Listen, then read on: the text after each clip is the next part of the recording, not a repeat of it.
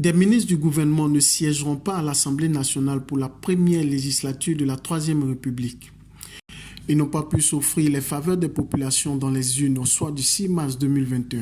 Il s'agit du ministre des Ressources animales et halieutiques Moussa Dosso qui a perdu à Mankono, dans le nord de la Côte d'Ivoire, devant Fofana Hassan, un indépendant par ailleurs militant actif du RHDP. Mais celui-ci n'avait pas été investi par la direction du parti.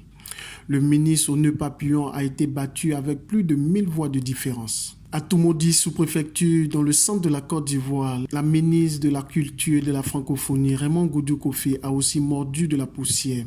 Pourtant, celle-ci avait laissé voir d'elle une grande sérénité et confiance quant à l'issue du scrutin après avoir mis son bulletin dans l'urne. Tout comme ses collègues, le ministre de la Communication et des Médias, Sidi Touré, par ailleurs porte-parole du gouvernement, a été battu à Béoumi, perdant ainsi son siège à l'hémicycle ivoirien.